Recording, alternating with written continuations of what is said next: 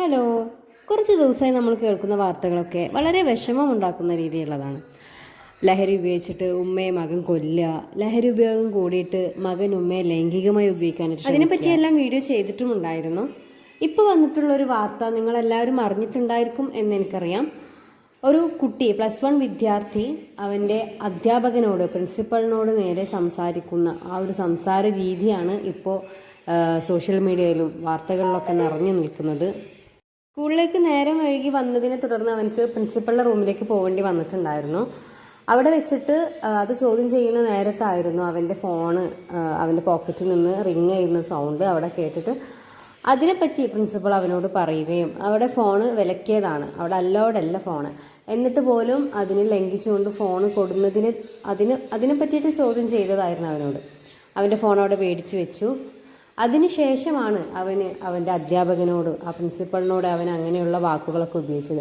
നിങ്ങൾ കേട്ടിരിക്കും എന്തൊക്കെയാണ് പറഞ്ഞിരിക്കണതെന്നുള്ളത് അല്ലേ.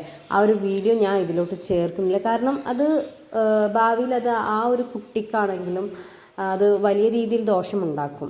ഇപ്പോൾ പല സോഷ്യൽ മീഡിയയിലും അതുപോലെ തന്നെ ന്യൂസ് റിപ്പോർട്ടിലും എല്ലാം ആ കുട്ടിയെ കാണിച്ചുകൊണ്ടൊക്കെ, കുട്ടിയെ ബ്ലറാക്കിക്കൊണ്ടൊക്കെ ന്യൂസ് വന്നിട്ടുണ്ട്. പക്ഷേ അതങ്ങനെ ചെയ്യുന്നത് ഒരു ശരി എന്ന് എനിക്ക് തോന്നുന്നില്ല. കാരണം അങ്ങനെ സ്കൂളിൽ നടക്കുന്ന പല കാര്യങ്ങളും അതൊക്കെ വീഡിയോ എടുക്കുക, അത് പുറത്തോട്ട് വിടുക, ആ കുട്ടിക്ക് ഇന്നിപ്പോൾ ആ കുട്ടി അങ്ങനെയാണെങ്കിൽ നാളെ ആ കുട്ടി അങ്ങനെ ആവണമെന്നില്ല. അവനക്കും നന്നാവാനുള്ള ചാൻസുകൾ അങ്ങനെ എടുക്കുകയാണ്. പക്ഷേ ആ കുട്ടിയെ ഇപ്പം തന്നെ മാധ്യമങ്ങളിലെല്ലാം ഇട്ട് ഇതിനോടകം തന്നെ ഒരുപാട് പേര് കണ്ടു കഴിഞ്ഞു.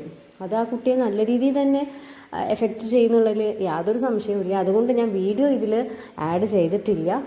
നമുക്കതല്ലല്ലോ പ്രധാനം. ഞാനിതിൽ ചർച്ച ചെയ്യാൻ ഉദ്ദേശിക്കുന്നത് നമ്മുടെ കുട്ടികൾ ഇങ്ങനെ ആയിത്തീരുന്നത് എന്തുകൊണ്ടാണ്, ഇതിൻ്റെ ഒരു റീസൺ എന്താണ്, അതിനു വേണ്ടിയിട്ടാണ്. ഇപ്പോൾ ആ കുട്ടി പറഞ്ഞതിൽ തന്നെ സിനിമ സ്റ്റൈലിലുള്ള ഡയലോഗുകളാണ് ആ കുട്ടി ഉപയോഗിച്ചിട്ടുള്ളത് എന്ന് പറഞ്ഞു. തീർച്ചയായിട്ടും സിനിമകൾ ഒരു പരിധി മുക്കാൽ ഭാഗത്തോളം നമ്മുടെ മക്കളെ സ്വാധീനിക്കുന്നുണ്ട് എന്നതിൽ യാതൊരു സംശയവുമില്ല. ഇപ്പോൾ കുറച്ചായിട്ട് ഇറങ്ങുന്ന സിനിമകൾ പോലും തന്നെ അങ്ങനെ കുട്ടികളെ ഇങ്ങനെയുള്ളൊരു ക്രിമിനൽ വാസന ഉണ്ടാക്കുന്ന രീതിയിലുള്ള ആ ഒരു രീതിയിലോട്ടാണ് സിനിമകളെല്ലാം തന്നെ പോകുന്നത്. ഇപ്പോൾ ആവേശം അങ്ങനെയുള്ള സിനിമകൾ, ഇപ്പോൾ മാർക്കോ പറഞ്ഞിട്ട് വളരെയധികം വയലൻസാണ് അതിൽ നിറയെ. അത്തരം സിനിമകൾ ഇറങ്ങി കുട്ടികൾക്കത് ഭയങ്കര പ്രചോദനമാവുകയാണ്. കൊല്ലാനും തല്ലാനും മടിയില്ലാണ്ട് അതൊന്നും ചെയ്യുന്നത് തെറ്റാണ് എന്ന് പോലും തോന്നാത്ത രീതിയിൽ നമ്മുടെ മക്കളുടെ സ്വഭാവമെല്ലാം മറിയാണ്.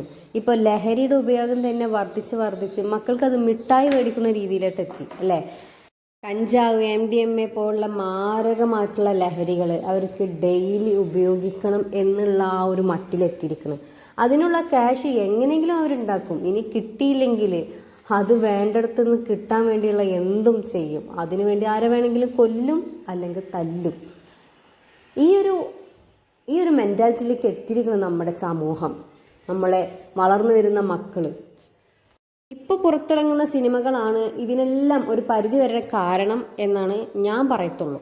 കാരണം നമ്മൾ ഒരു സിനിമ കണ്ടു കഴിയുമ്പോൾ ആ ഒരു സ്റ്റോറി ആണെങ്കിലും ആ ഒരു കഥാപാത്രങ്ങളെ ആണെങ്കിലും നമ്മുടെ മനസ്സിൽ വല്ലാണ്ട് അങ്ങോട്ട് ഇഷ്ടപ്പെട്ടു പോകും, അല്ലെങ്കിൽ തറച്ചു പോകും അല്ലേ. എത്ര കാലം കഴിഞ്ഞാലും ഏതെങ്കിലും ഒരു സിനിമയുടെ സ്റ്റോറി നമ്മളോട് ചോദിച്ചു നോക്കും, നമ്മളത് പച്ചവെള്ളം പോലെ പറയും. കാരണം എന്താ, നമ്മൾ ആ ഒരു വിഷ്വൽ അത് നമ്മുടെ ഉള്ളിലോട്ട് കയറ്റി നമ്മളത് ആസ്വദിച്ച് കാണുന്നൊരു സംഭവമാണ്. അത് നമ്മളെ മൈൻഡിൽ എല്ലാ കാലത്തും ഉണ്ടായിരിക്കും. അപ്പോൾ ഇപ്പോൾ ഇറങ്ങുന്ന പടങ്ങളിലെല്ലാം എന്താ, വയലൻസ്, കൊല്ലുക, തല്ലുക, അതുപോലെ തന്നെ ലഹരി ഉപയോഗിക്കുക, സ്നേഹമില്ലായിക, കരുണയില്ലായിക, അമ്മ ഏത് പെങ്ങളേത് ഇതൊന്നും തിരിച്ചറിയാൻ പറ്റാത്ത രീതിയിലുള്ള ഒരു തരം കാട്ടിക്കൂട്ടൽ എന്ന് വേണമെങ്കിൽ പറയാം. സിനിമയാണോ ഇപ്പോൾ ഇറക്കുന്നതൊക്കെ. അപ്പോൾ ഇതെല്ലാം കാണുന്ന മക്കൾക്ക് ഞാൻ ചെയ്യുന്നത് തെറ്റാണ് എന്നുള്ളൊരു ബോധ്യം ഒരിക്കലും വരില്ല. കാരണം അവർ മാതൃകയാക്കുന്നത് അതിലെ നായകന്മാരെയാണ്, അതിലെ ഹീറോ ആണ്.